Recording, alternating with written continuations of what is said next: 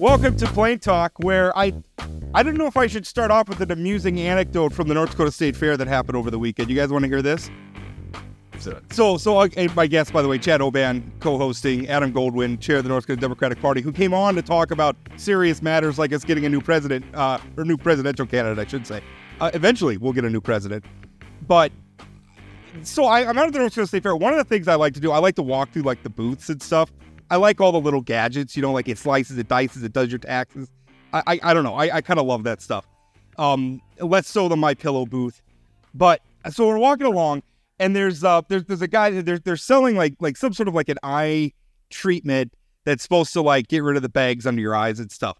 But these guys have it, they know their audience, right? Because these guys, it's a couple of dudes in the tightest pants I've ever seen, right? And normally you always think this is what works on men, right? Like women, like beautiful women, and they get men to buy products or whatever. Oh no, these two guys had my wife and my mother-in-law dialed in, right? They had an accent.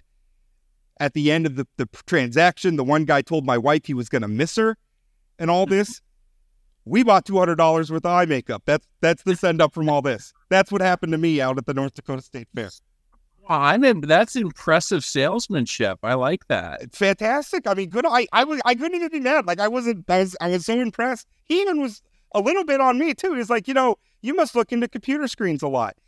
You know, you're a very handsome man. And I'm like, you know, I am a pretty handsome man. You know what?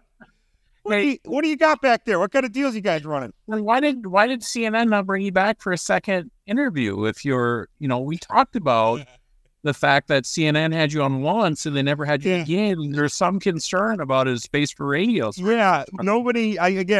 Even with the magic collagen topical treatments from the North Dakota State Fair, nobody wants to see this in high definition 4K. Right? Goldwyn has real stuff to do, Rob. Okay. I don't know that. All right. Let's bring our guest on, Adam. Yeah, I would imagine. Adam, how you doing? I'm fine, thank you. Thanks for having me on. I'm sorry for subjecting you to that. Quite the year we had last week. I think is the thing I said to you before we even came on. I'm just recycling my jokes now. Are you? There was a meeting, and this is kind of what caught my eye. Apparently, there was a meeting where they had all the state chairs of the Democratic Party. You guys got together and decided. What was it? An endorsement of Kamala Harris? To describe that meeting for us. Yeah. So I think. You know, you think, well, now I'm in the DNC. I'll be in the cigar-filled back room wheeling and dealing. And I don't know if there is a cigar-filled back room, but if there is, I'm not in that room. This was sort of, you know, we have news, we should get together and talk. And we were all sort of processing in real time what had happened. It seemed to have, I think we found out later that President Biden had even informed his staff only minutes before his own statement went out. So this was really a sort of just, let's get together and talk about what we all just found out about at the same time. We did sort of have a expectation that the things said in that meeting would sort of stay in that meeting. So I don't want to get into too much detail about, you know, who said what at what time or anything like that. But I think the ASDC, the Association of State Democratic Committees, which is the state party chairs, we unanimously endorsed a resolution endorsing Vice President Harris to be the Democratic nominee for president. And I think there was overwhelming support for that among that group. And I think I was saying earlier today that it's unfortunate that we live in a political system where the only way you can express your enthusiasm is by giving money. But I think the amount of money that we've seen from small dollar donors coast to coast and in areas like North Dakota, just all across this country, the amount of small dollar donors that have been pouring in for Vice President Harris shows the level of enthusiasm that folks have for that selection. So, Adam, it's my understanding, reading the Tribune, that there's also a North Dakota delegation meeting last night where it sounds like it was sort of the same thing, like this big thing happened. Now let's have a conversation. It sounded like there was quite a bit of support for Vice President Harris and an endorsement, but the delegation didn't go that far. Can you talk a little bit about that meeting, how you expect North Dakota delegates to sort of process this over the next, what do you got, a month before the national convention? Less than, actually. Yeah. So can you just talk about the North Dakota delegation and what they're thinking or what you can share? Sure. So I think I don't know exactly what time this Biden stepping back news occurred. But then, we had this email from the ASDC about getting together on that call. And then so I decided we should have a chance for the North Dakota delegation to get together and discuss as well. As you may, or your listeners may know, most delegates are what are called pledged delegates. So they're sort of bound to vote for the person who won the primary, in this case, President Biden. I myself are what's called an automatic delegate. So I don't actually get a vote in the first round of balloting. And as we know, very rarely does it even go to a second round of balloting. So this was just sort of a place for the North Dakota delegation to have a chance to sort of, for us to update them. Okay, now you're effectively unpledged delegates because the person to whom you were pledged is no longer a candidate. So we gave them just some update on, that they were now sort of free to vote for whomever they wanted. I think, I don't have the exact number. I think it's 22 delegates in total, including the 4 automatic delegates and 18 elected delegates. We only had 20 out of the 22 there. So I think there was unanimity in excitement about Vice President Harris as the Democratic nominee for president. We just didn't want to speak as a group without those last 2 members present.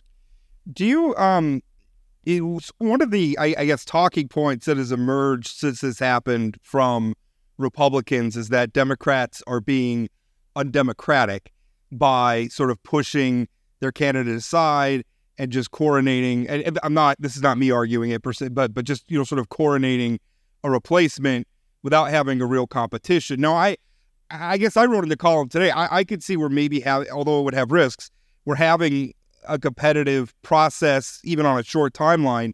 It might be beneficial for Democrats, but I also can kind of understand why everybody's coalescing around the vice president.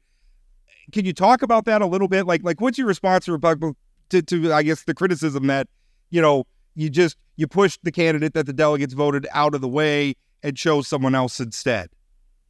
Yeah. Well, I think, again, this is sort of why I tried to start with talking about, there was no cigar-filled back room where deals were being cut. I think no one forces Joe Biden in or out of anything. President Biden has been the president for past 3.5 years. He was the vice president for 8 years before that. He was a senator for 800 years before that. So I don't think, I don't think this is a person who gets pushed around. So President Biden did what he thought was best for the nation by stepping aside. And I emphasize again that it is now an open primary, right? All of those delegates are unpledged delegates. They could vote for whomever they wanted. Insofar as they have all made a decision. I mean, not all, but, the majority of those who have now spoken out have made a decision. I'm supporting Kamala Harris. It's not as though there's some marching orders from the top that we've all received. This is sort of a grassroots swelling support for one candidate that, as is coming out as these state party organizations can get together and people are speaking out individually. So there's no, again, technically, this is the sort of the short answer. It is an open primary. Anybody can run. Anybody can get those delegates to support them. Kamala Harris has the overwhelming support of the Democratic Party, and that's why we're seeing all of the delegates rushing to enthusiastically endorse her. So, Adam, you had mentioned earlier that it's unfortunate that the way that we recognize sort of momentum is through dollars. $81 million in 24 hours is impressive. But I've also felt it in the last 24 hours talking to Democrats, like a change of enthusiasm about this from sort of, we got to beat Trump, I'm not that excited, to, well, this is a big deal. Having this very accomplished African-American woman, vice president, running at the top of the ticket, and I'm pumped about this. Have you felt that same level of enthusiasm as you're talking to folks? There's also a sadness, right? About how this is the end of Joe Biden's career and all that, but I do sense some enthusiasm here. Yeah, I think it's hard to say. We're North Dakota Democrats. Enthusiasm isn't our stock in trade.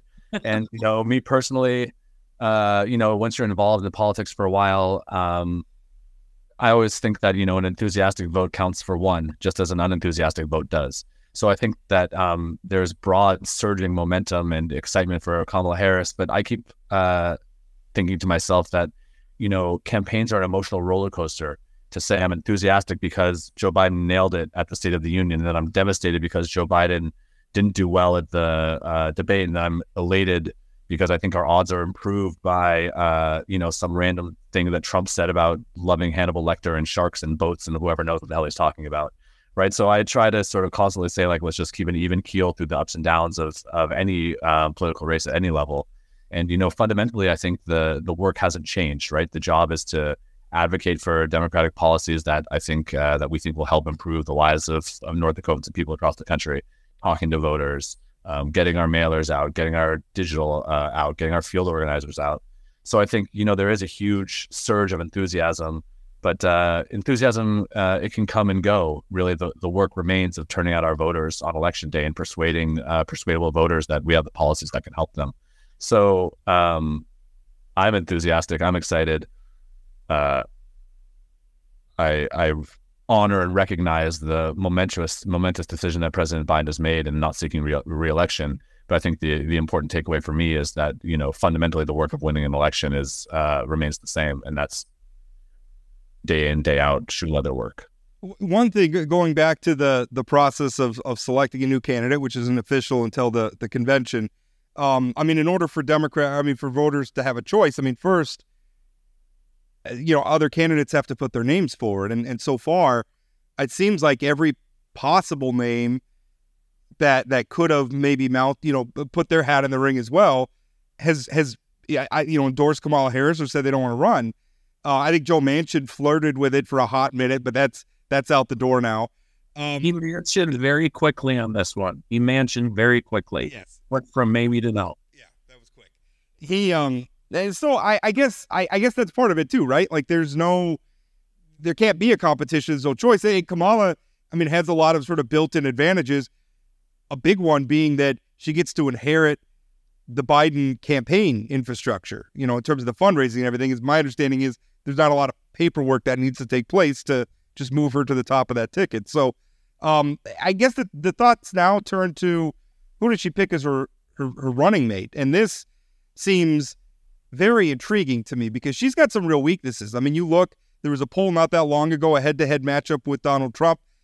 She wasn't over 40%. He was at 44. She was at 39. Now, it's hard to poll somebody who's only theoretically in the race. So I'm looking forward to new polling numbers. But, when she was in the Senate, she had one of the most left-wing voting records, I think, in a competition where, I think Democrats really need to probably reach out to independent voters and Trump-weary Republicans. Who she picks as a running mate, to me, feels like is going to be nearly as important as President Biden getting out in the first place. Do you agree? And are there names that are sort of percolating in your head that you'd like to see? Yeah, well, I think, the reason that there is no challenger to Kamala Harris is because people love Kamala Harris. I think people look at the last 3.5 years of the Biden-Harris administration and they say,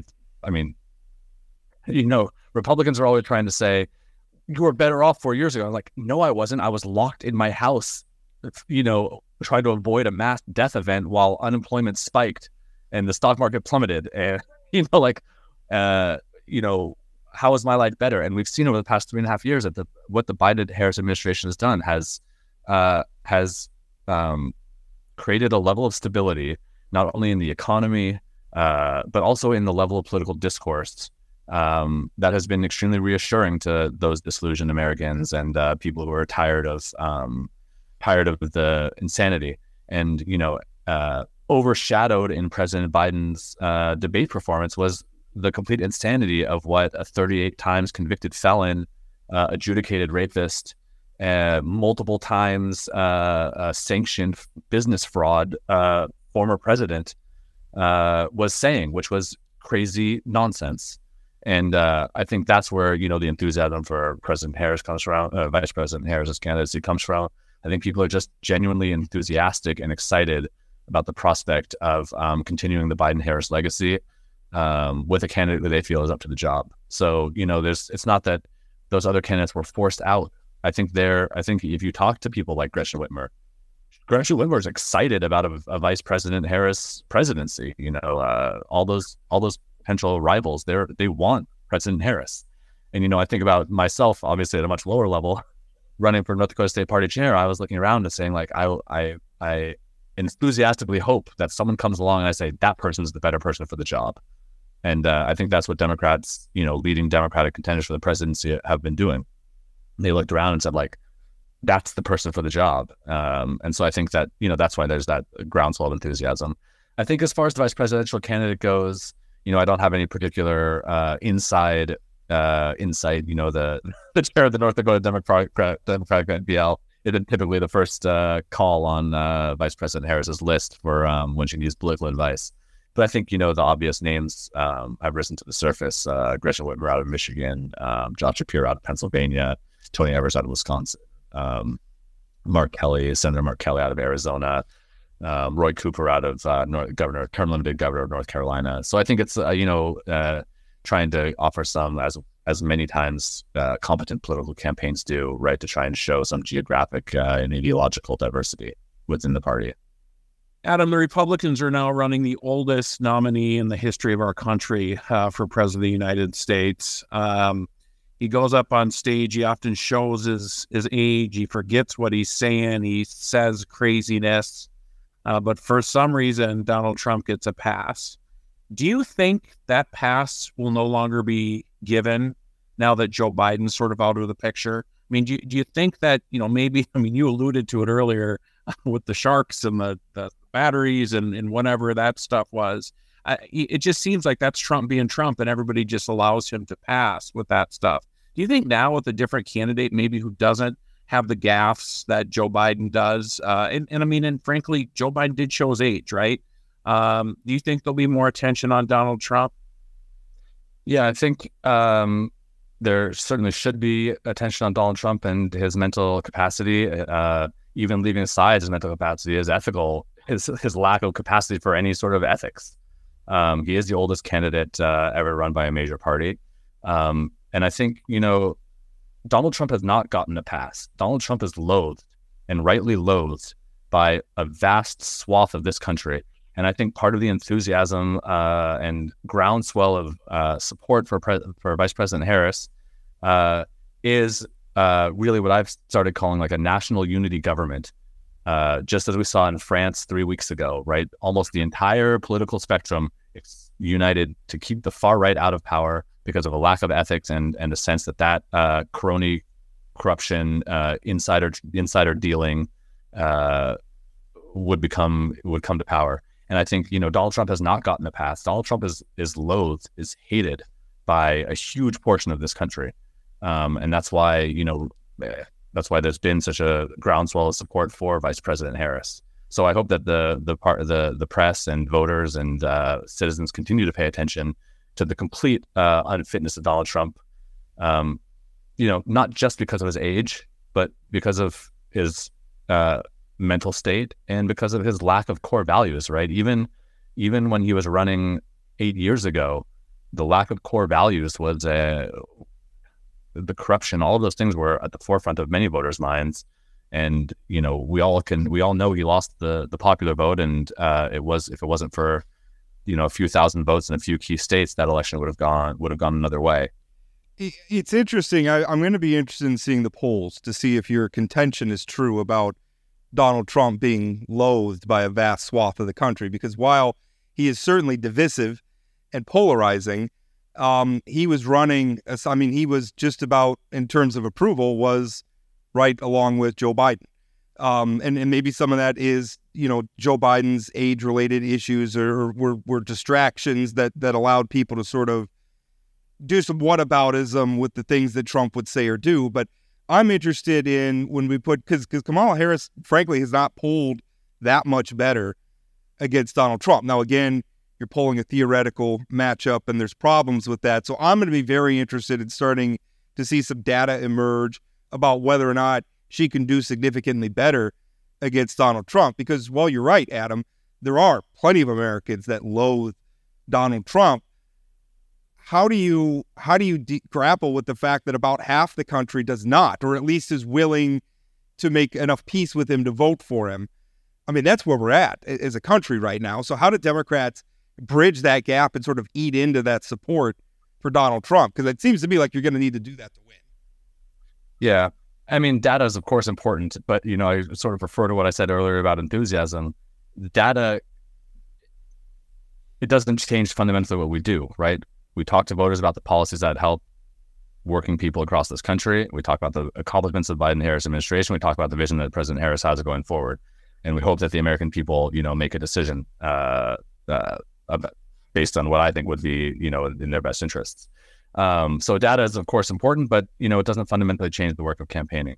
And I also just don't really think that Donald Trump has the support of half of the country, right? He's never won the popular vote. He's never, when he was in office, voters repudiated him in the 2018 midterms. They repudiated him in 2020 election. 2022 midterm, was a sort of mixed result with Democrats taking back the Senate, narrowly losing the House. But I don't think that there is half for Donald Trump. I think that, less than half. And, I also think about the under 18s who don't get a vote at all. And once you factor those in, the support for Donald Trump is substantially less than half the population of the United States, even if it is 44% of the it's enough to win elections, and that's, for our purposes, that's what matters, I guess. And that's, to me, is the thing and I'll be honest, like, I'm not asking this, like, I struggle with this as well. Like, my feelings about Donald Trump are well publicized at this point.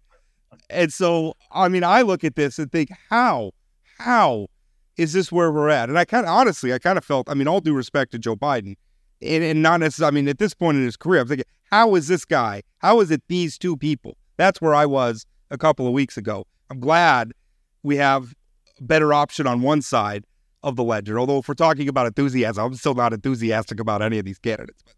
So, Adam, one of the things that makes me enthusiastic after yesterday's news is, we've seen pundits and sort of the data backing up the fact that young folks weren't as enthusiastic. African Americans or all people of color weren't as enthusiastic about Joe Biden as maybe they were in previous. It seems to me Kamala Harris changes that narrative a little bit, right? I mean, the mix might not be the same, but some of the places where Biden wasn't doing maybe as well as he needed to, it feels like Kamala Harris will be able to add some excitement in those communities. What do you think about that? Do you think that's a real possibility? Yeah, I mean, I think, the partisan breakdown of our country is, in the European model, they vote and then they form a coalition. In our model, you form a coalition and then you vote. And I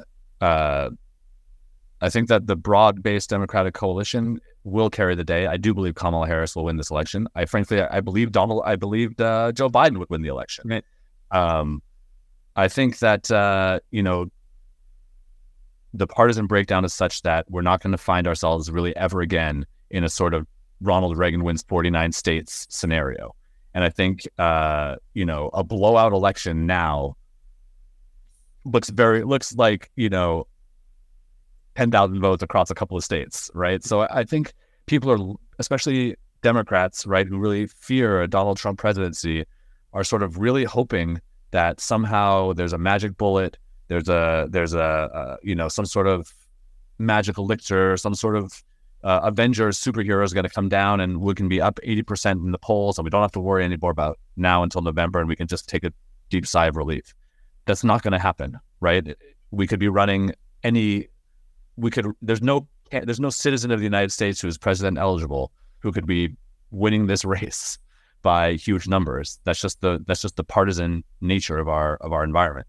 So I think, that's why I come back again to this question of enthusiasm. It's like, we have to do the daily grind work of turning out voters, of talking to voters, of persuading voters, and getting those voters to hear more about what Vice President Harris has accomplished, what the Biden-Harris administration accomplished, and what Vice President Harris and the Democratic vision is for the future, and to really contrast that with the Republican vision of the future. And I think the contrast couldn't be more clear. Joe Biden was willing to set aside his own personal ego and say, I'm gonna step aside from this race. I mean, how rare is it in the history of our country, of any country, for someone at the apex of political power to voluntarily cede that power in the interest of, for what they perceive to be the betterment of the nation? Does anybody truly believe that Donald Trump would ever put the nation in interest above his interests. Joe Biden and Vice President Harris were running to improve the United States. Donald Trump is running to stay out of jail. And I think that the contrast could possibly be more clear between our two parties. It's refreshing to hear you talk about persuading voters, because I do think that's something. I mean, this situation, at least as seen through the lens of cable news and the national news media and social media and talk radio and all that, which I realize isn't everything, but it's a lot. I mean, that's the lens I would argue probably most voters see this through, unfortunately. They really have been looking for an Avengers, and the Avengers have been named people like Jack Smith and Alvin Bragg, right? Thinking, oh, we'll put Trump on trial, we'll get a conviction, and he won't win, and that has not worked. The Mueller report will save us all. Right. Yeah. It's been one after another, and it hasn't worked. And I think the things that Democrats have looked over is identifying voters that they could take away from Donald Trump and figuring out how to appeal to those voters and reaching those voters. And they just, I don't want to say they haven't been doing that. It just doesn't seem like that's been the focus. And it seems like that's what you're talking about, I think. Yeah. And I mean, that's what we're doing at the local level here in North Dakota. We have our organizers on the field. We're knocking doors. We're trying to communicate to voters, what it is we stand for. And, the same level of corruption and insider dealing and lack of ethics that we see at the National Republican Party is the same thing we see right here in Bismarck. And so, Well, and by the way, and I'm not sure I entirely agree with that, but maybe that's a topic maybe for another podcast. I had to get it in. I got to support the local candidates. Okay, fair enough. But Rob, I feel like you've written a lot of columns about this corruption. It's kind of kept you in business. I have, although I would argue probably the only reason I've been writing about Democrats as much is just not that many of them in office in North Dakota. I mean, cronyism and corruption is a bipartisan problem. Anyway, what was the point? Now you guys got me completely befuddled. I don't know what point I was going to make. Well, Adam, I've got a question. While Bob's trying to figure his stuff out, we had Sandy Sanford on last week. Sure. One of the questions I asked her is, okay, you've become chairman. What have you learned since becoming chairman that you didn't expect? I mean, again, you were a district chair before, involved, but probably not at this level where all the eyes are on you. What have you learned? Yeah, I mean, I think it actually kind of comes back to what I've sort of been harping on the entire time, that there's no silver bullet, there's no shortcut. At the national level, especially here in North Dakota, right? We're not gonna see the Dem-NPL in power in November. It's a mathematical impossibility. But we can get out, we can talk to voters, we can give the voters a choice, a real choice. We can show them what our policies are, what we tried to accomplish, what we will accomplish for them for the future. We can draw that contrast. And, there's no simple or easy way there's no sort of, simple cure. It's a daily grind of getting those small dollar donations, getting out and talking to neighbors, getting those organizers in the field, getting the candidates to get out there and talk. And, it's just earning the trust of North Dakota voters or national voters, one voter at a time. And I think, we were speaking earlier about the under 18, and CNN and all this kind of stuff. But really the way you change people's minds, I think, is when a teenager at the dinner table says, "Hey, Mom, who are you thinking about voting for? Here's some things I learned." You have CNN people shouting at one another about this and that and flashy graphics and polls and data and da-da-da-da-da. And sure, I watch as much as the next guy. But really, I think the way we create political change is by having honest conversations among real people. And I mean, Chad, you come from a union background. I'm a union member as well, right? That's the principle of union solidarity, is one worker talking to another about the benefits of the union, right. One voter talking to another about the policies that they hope to see from their representative government. So I think, really we just have to all, be prepared to not necessarily to go and say, vote for Vice President Harris or else, but to say, what's important to you? What values are important to you? And then I think from there, which party you support, I think is really a matter of, I don't really consider myself a hardcore Democrat. I mean, it might sound hard to believe because I'm the chair of the party, but I consider myself someone who cares about workers' rights, who cares about the environment, who cares about people getting to live their life in peace and be able to, love who they love and get the healthcare they need and to have the breathable air they need and to have a equitable tax system and all of these kinds of things. That's like, okay, here's my list of things I value. Which party is hoping to make those policies a reality. And I think, that's the challenge that we all face in any sort of situation. We've unfortunately the political debate hasn't been driven by policy in a while. I mean, right. if we're being honest, I mean, it's at times there's a superficial veneer, but mostly it's just it's a football game, right? And I'm team red, you're team blue, and we just don't, right? There's no policies and touchdowns. We're just trying to score points on one another. And this is I feel like we've been living through the wages of that approach to politics that's been going on for a long time. We're out of time, Adam. Thank you for your time. I appreciate it. My pleasure. Thanks, Adam. Thanks, guys. The cold cases you see at The Vault have captivated readers across our region for years. At The Vault Podcast, our team of professional reporters takes you further into those stories with new interviews from family members, investigators, and experts. Check out The Vault at inforum.com/The Vault and subscribe to The Vault wherever you find your podcasts. Just finished up with Adam Goldwyn, who again is the chair of the North Dakota Democratic-NPL. And he, obviously, what a time to be alive. What an unusual set of circumstances. Well, not unprecedented. I mean, LBJ opted not to seek another term. It has, although not at this point in the cycle. I mean, it wasn't this far down the road, right. And this was kind of thrust on Biden. I mean, this was a health thing, which, by the way, is the thing I don't understand. I mean, I've been watching all over my social media all day, and you saw really on cable news. I mean, this is a Trump campaign talking point that somehow this is anti-democratic, and they're making it seem like Joe Biden's like the victim here. There's no question, and I'm going to be critical of Joe Biden a little bit. He was holding on to this too hard. There should have been some self-awareness a while ago that he wasn't going to be able to do this. So you could be critical of Joe Biden for that, but ultimately this was his decision. Nobody could have. I mean, he could have weathered the storm if he wanted to, tied himself to the mast, but he didn't, and he made the choice. And now the Democrats are making their choices, and it looks like it's going to be Kamala Harris. And I don't think there's anything anti-democratic. I mean, what's the expectation that this person, I don't understand how Republicans can go from Joe Biden is clearly unfit, not just to be the president for the next 4 years, but to be the president until January, right? Which I kind of agree with as well. I'm not so sure he's even doing the job that well right now, but I don't know how you go from that to, oh, it's terrible that they stole this from him. Like, yeah. So a couple of things. One, I think Adam Goldwyn is a great messenger for the Democratic Party. I think what he was talking about there is exactly right in terms of grinding it out and taking it day at a time. So kudos for him to step up for this role. But I've got the same sort of hypocrisy about the Republicans, right? This guy's not fit for office. He should leave right now. What do you mean he's not running for re-election? We need to do everything in our power to make sure he stays on the ballot in these places. And, it's so unfair to him. Here's the thing. I read your column, Rob, about, maybe that Democrats are doing the wrong thing with just coalescing around Kamala right now. I would have agreed with that a month ago. If he would have got out 2 days after the debate and we had 2 full months leading up to the convention, I think maybe that could work. I think with only a month left, you got to bring everybody together as quickly as possible. And I think what the Dems are doing right now is the smart move.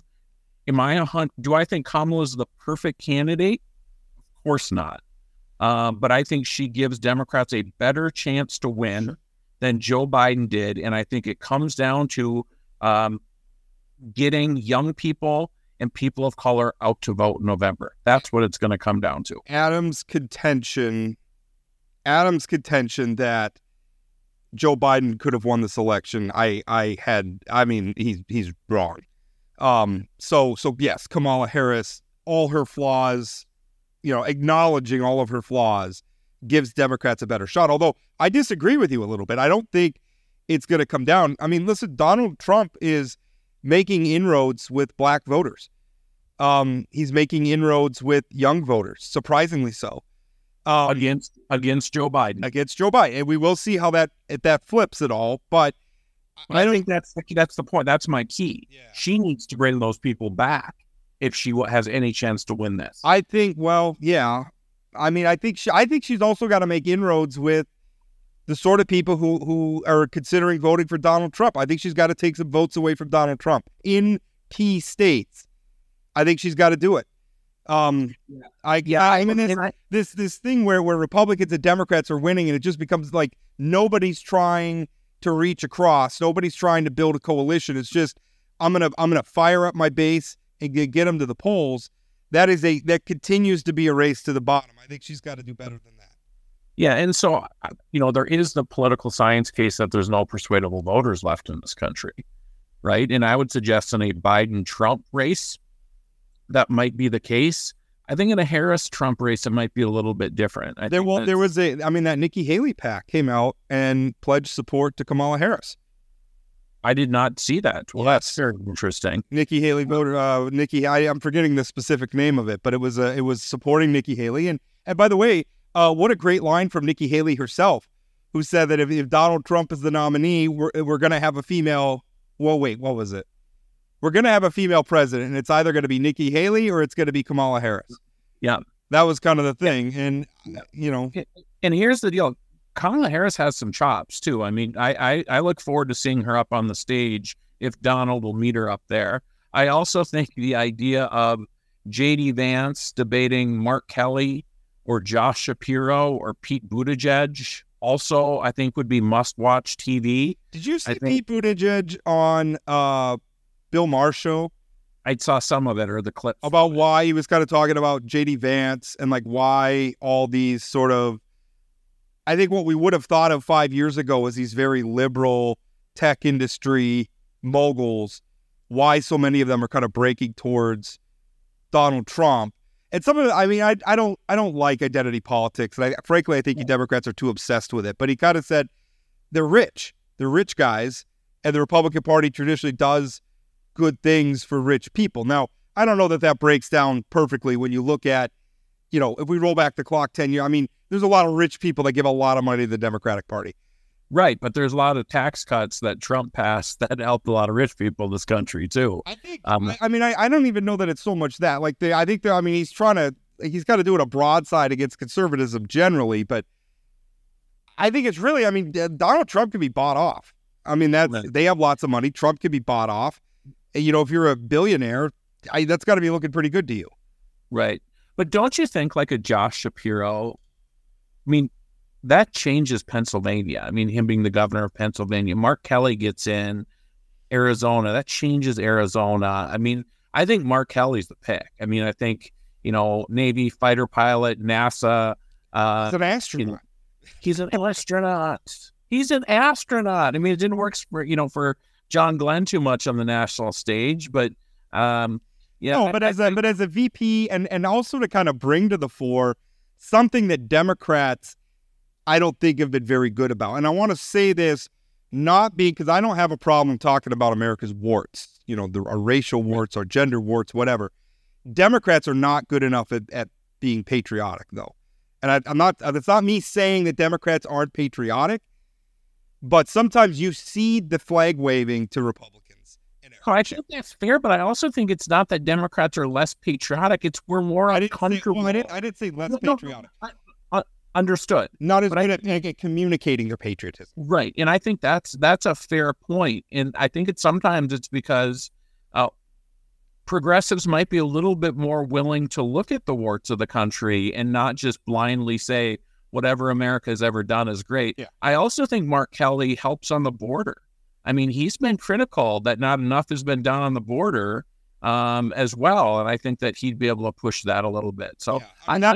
I think that's going to be a tough thing for Kamala. She was leading I should call her Vice President Harris, not Kamala. We're not like buddies. But she has been. And it's Kamala. Kamala. Okay. I'll get that right. You know how to remember that? How? I saw somebody with a Dodgers hat. It was L.A. and there's a comma before it. Kamala. Okay. All right. That's in one ear and out the other, I'm sure. I'll screw it up. But not intentionally. I'll try to get it right. Carla Munns, Kamala Harris. We're working our way through. Kamala. I don't know. Kamala. All right. I got it.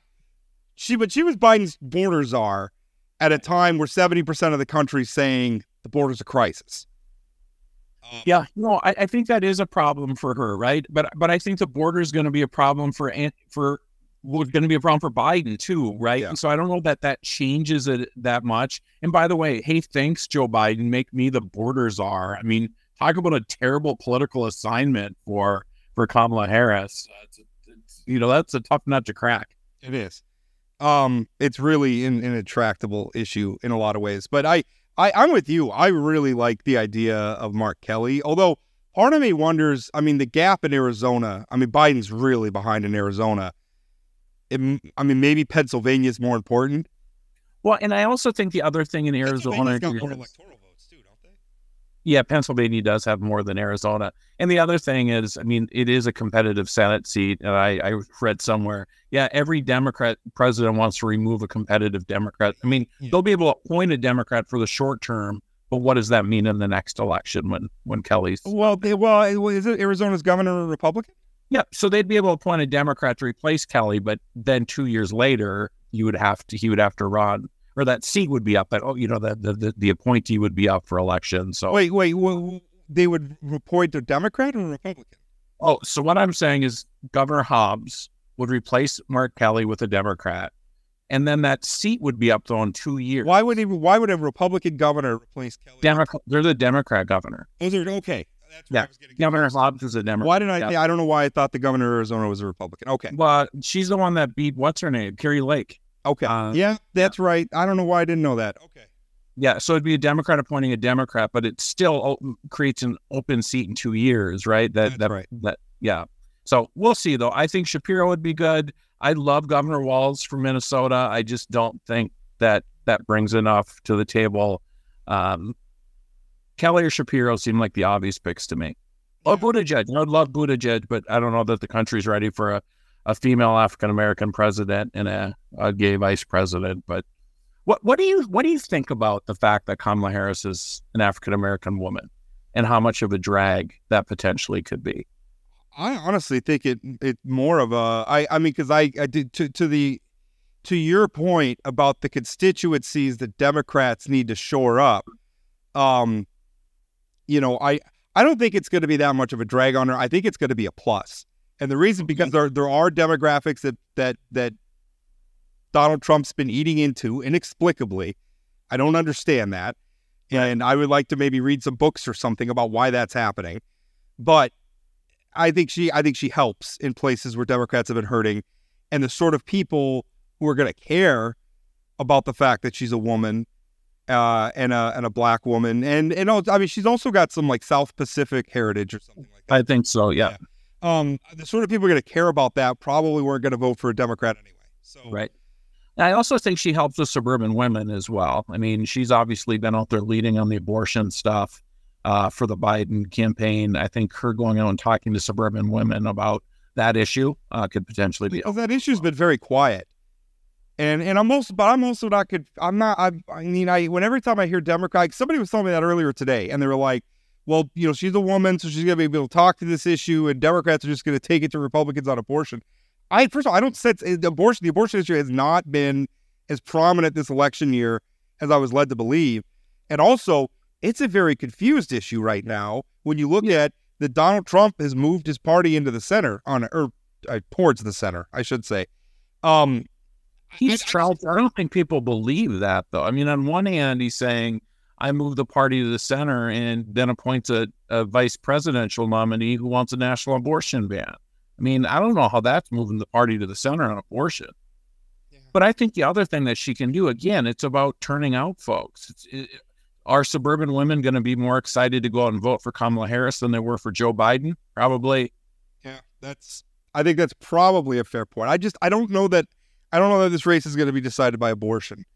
I think it's going to. I think the abortion issue has fallen way down the list of top issues for voters. But I think it's a bunch of little things, right? This race is going to be so close. If you can bump up turnout in suburban women by 2%, African Americans by 3%, I mean, that's where you're going to win this thing in these swing states. When do you think we're going to get an announcement on a VP? So I think I read somewhere that several have already handed over their financial information. If I'm Harris, I move fast. I get it done in the next week to 10 days. And I don't think she waits until the convention. I don't think she waits until she's guaranteed the nomination.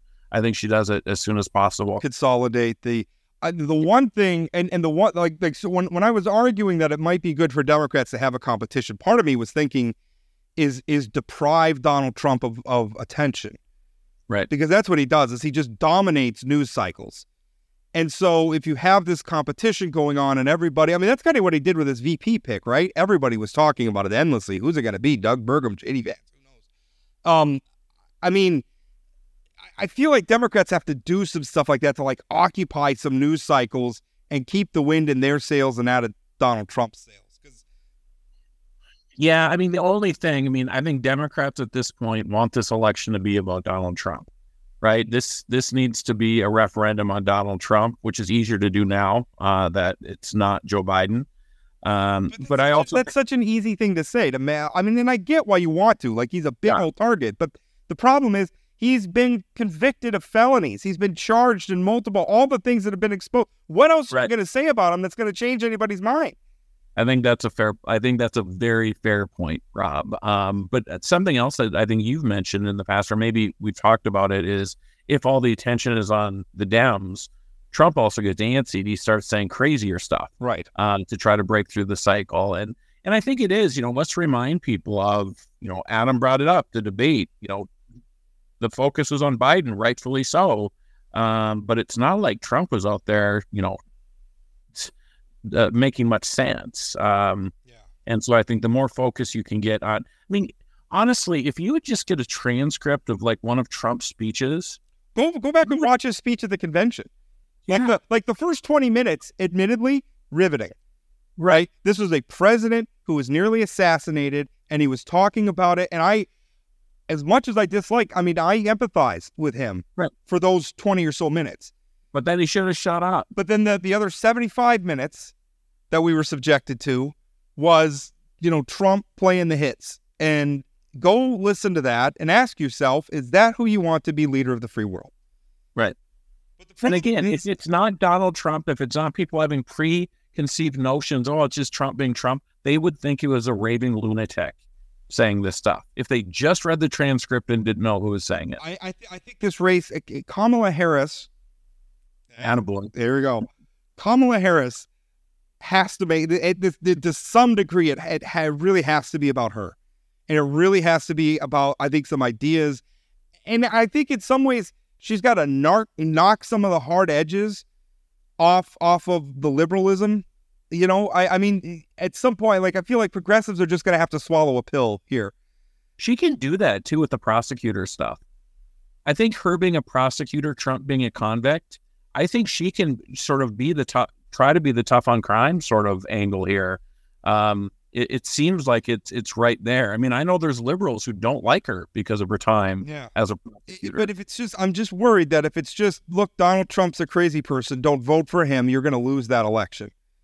Because Americans have seen plenty of crazy Trump, and there's enough of them that don't care that you're going to lose the election. I know you want to believe there's persuadable voters in this country. I still think this comes all down to turnout. It all comes down to turnout. And if she can fire up that base, I know you hate it, but that's the reality of this election. I just don't know. And maybe, I mean, this is bigger than this moment we're in, but I don't know what we're doing if we're not even trying to persuade one another anymore. So, Rob, but who do you know that has decided who has not decided between, and it's different now today than it was 2 days ago, but who hadn't decided between Biden and Trump? I don't know anybody. I know a couple of names that are not gonna vote for Trump now that, and really the inflection point was Doug Burgum not being the VP and J.D. Vance being the VP, and now they don't feel like there's a circuit breaker there. That's what they were looking for. But, I mean, that's anecdotal. That's a couple names. Was they ever going to vote for Joe Biden, though? I don't know. I guess we haven't had that conversation. I can't say. And again, I don't ever know how to feel about anecdotes, too, right? Because it's really easy to grab onto a couple of those and say, these are representative, and, maybe they're not. I am going to be really interested in the polling. And I understand what Adam was saying that, from his perspective, it doesn't really change anything. And that's right. He has a job to do, no matter what this plays. Yep. But for what we do, I am really looking forward to getting some data in, because I don't know. I mean, I think there's this expectation that there's going to be like this groundswell of support for Kamala Harris, but she was not. I mean, she was not that impressive a candidate when she ran in 2020. She really wasn't. Her political career is not exactly replete with. I mean, and granted, this was 14, 15 years ago now, but when she first ran for Attorney General in California, she almost got beat by a Republican on the statewide ballot in California. Yeah, and I read somewhere that she and Biden grew up so differently in their political careers. He in Delaware glad-handing, knew all the people, and her in California, where it's this raise as much money as possible, and that they're just sort of different generations of campaigns. And so I'm interested to see how she sort of balances the retail side of things. She also, I remember in 2020, had a huge burn rate. Like, she was running through money left and right. There's going to be no shortage of money here, obviously. So I don't know. I think that you have $81 million coming in 24 hours. There's something there. And that's from grassroots. That's not even the big donors, right? That's just $81 million from the grassroots through Act Blue. There's something there. There's some enthusiasm on the Democrat side right now. Elections 4 months away or whatever. But there's enthusiasm right now. Somebody asked me the question about how all of this would impact down ballot races here in North Dakota. And I didn't really see. I don't see how it changes anything for North Dakota. I mean, I don't think. I mean, the gap between the candidates in the statewide race is enormous. There's just not enough Democratic voters left here that you're gonna see. I don't perceive that there's some huge, sort of cache of Democratic voters that are going to come out of the woodwork to make a difference. Maybe it changes a couple of percentage points in a couple of legislative races, but. That's exactly where I was going. Maybe a few points in Fargo and Grand Forks, but this isn't going to be a huge amount of difference on the statewide ballot. Where do Democrats go if they do this and Donald Trump still wins? Yeah, so I think that's one of the most interesting things. I mean, I have done some thinking about the finger pointing after this is all done, because the Biden people will say, "See, told you." Our guy was the only guy that could win. If you would have just let us go through, we would have done it. And I think we both agree that wouldn't have actually happened. If Kamala loses, I mean, her career is done. Kamala. What did I say? Kamala? I said Kamala. Oh my gosh. Kamala. I'm so sorry. I've done this to you. Now we're both in each other's brains. Anyway, I don't know what happens if Biden or if Trump wins again. I will tell you, I think 2026 will be a great year for Democrats if Trump wins in 2024. But beyond that, I don't know. And I think then the other question becomes, where does Trump? What happens with Trump? Does MAGAism die with Trump after 4 years of being in the presidency? Or is J.D. Vance sort of the next generation? And can anybody pick up where, he's such a unique person? I don't know. I kind of still feel that only Trump can be Trump. But I don't know if that's wishful thinking on my part. I mean, that was certainly the talk, is that, J.D. Vance, the old guy. And I do agree, like the old, sort of Reagan coalition in the Republican Party is dead. I mean, there's not a heartbeat left. Voters like me, are not wanted as I can tell from my Facebook comment section, are not wanted in the party anymore. They don't want people like me. So that's where that's at. I wonder though, I mean, given that transformation that the Republican Party has gone through, what could the Democratic Party transform into that could win some of those, you know what I mean? Like complete the realignment. Like, where have these cast-offs for the Republican Party, can Democrats give them a place to go while still holding their other coalition together? Well, Rob, the other side of that is, if Dems lose to Donald Trump, does the far left take over the Democrat Party in a way that Donald Trump was able to take over the Republican Party? I don't know the answer to that. I mean, I'm of the opinion that let's just make sure Donald Trump loses in November. And again, I think it's been 24 hours. There's a lot of people trying to figure out how this all plays out. Let's give it a little bit of time. Do you think there's going to be any drama at the Democratic convention, or do you think by the time we get there, they're going to have this nailed down? I cannot believe how well this has been orchestrated or come together at this point.